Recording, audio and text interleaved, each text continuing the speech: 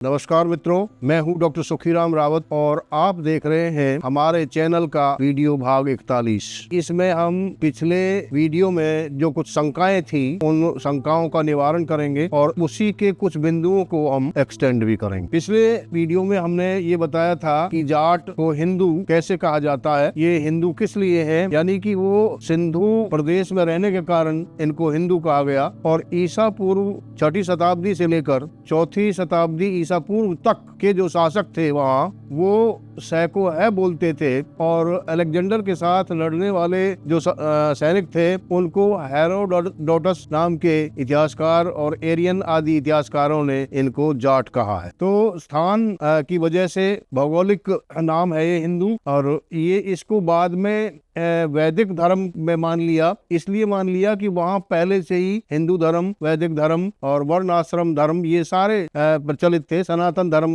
ही है ये, तो इसलिए उनको हिंदू मान लिया गया। अब ये देखना है कि इस एरिया में, पंजाब के बहुत सारे एरिया में आज भी जट सिख हैं और वो भी जो है जाट ही हैं। और हमारे संविधान में भी ये कहा गया है कि चाहे कोई बौद्ध हो, चाहे वो जैन हो, चाहे सिख हो, इनको मानने वाले ये सारे के सारे हिंदू धर्म में आते हैं। इस्लाम धर्म की हमने बात करी कि इन्होंने 8वीं शताब्दी में मोहम्मद बिन कासिम की वजह से इस्लाम धर्म कबूल कर लिया।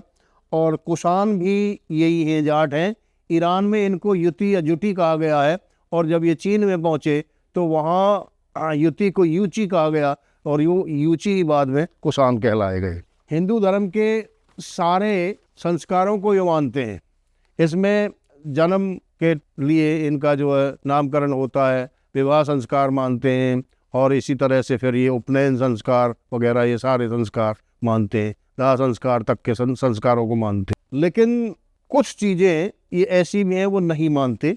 हाँ, हालांकि ये अवतारवाद में भी विश्वास रखते हैं, त्रिदेव की जो है हमारी हिंदू धर्म में उनको भी मानते हैं, शिव और ब्रह्मा और विष्णु उनको मानते हैं, सभी देवताओं को मानते हैं। 33 कोटि देवता जो हैं, 33 कोटि का मतलब 33 प्रकार के जो देवता हैं उनको मानते हैं।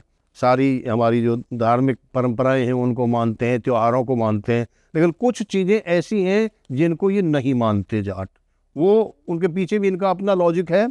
जैसे हिंदू धर्म में विधवा विवाह निषेध है। विधवा विवाह को जाट मानते हैं, उसको कराब करना कहते हैं, चूड़ी पहनना भी कहा जाता है।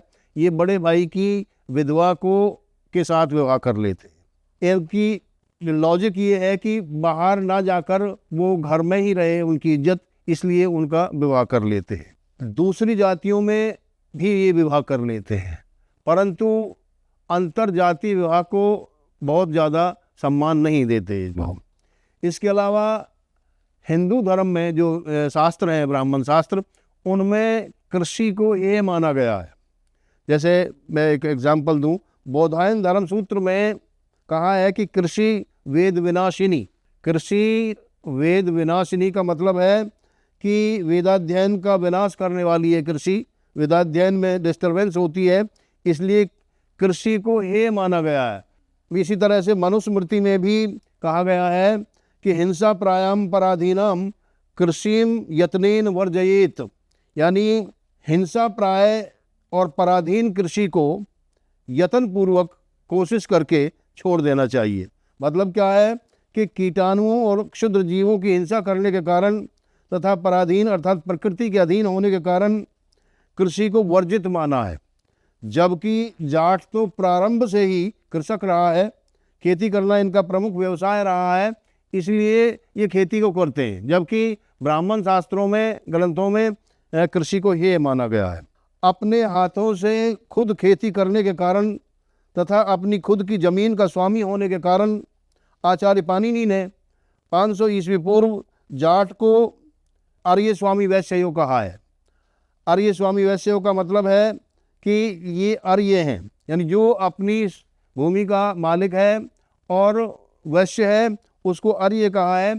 और आर्य से ही आदि वृद्धि होकर आर्य बनता है, जिसका अर्थ बाद में श्रेष्ठ कर लिया गया है। इस प्रकार जाट मूलतः किसान हैं तथा आर्य हैं, और परिस्थितिवश भौगोलिक कारणों से जाट ने हिंदू, बौद्ध, जैन, ईसाई, मुस्लिम, सिख आदि धर्मों को अपनाया है।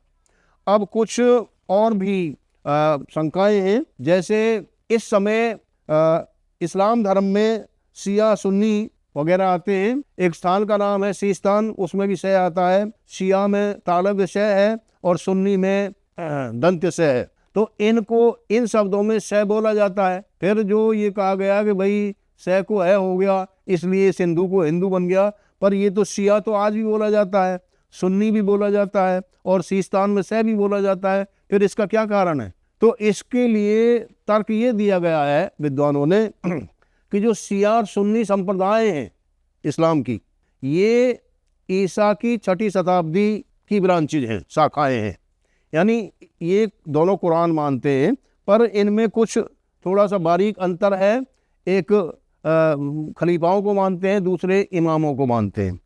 तो एक लिबरल है थोड़ा, एक ज़्यादा कट्टर है। तो इस तरह से शिया और सुन्नी ब्रांचेज ईसा की 6ठी शताब्दी में उत्पन्न हुई हैं, जबकि जो सिंधु को हिंदू बोला गया वो ईसा पूर्व 6ठी शताब्दी में बोला गया। यानी अंतर कितना हो गया? 1000 साल का अंतर हो गया।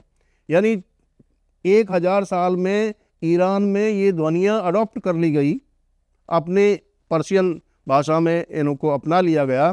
तो इस तरह से ये समय की बात है कि भाई 1000 साल में ये ध्वनियाँ अपना ली गई। तो इसी तरह से भारतीय जो भाषाएं हैं उनमें भी बहुत सारी ध्वनियाँ, खासकर मूर्धन्य ध्वनियाँ अपनाई गई हैं। शुरू में वैदिक काल में ये ध्वनियाँ नहीं थी, टवर्ग वगैरह ये बाद में अपनाई गई ध्वनियाँ। और सिस्तान की क्या बात है?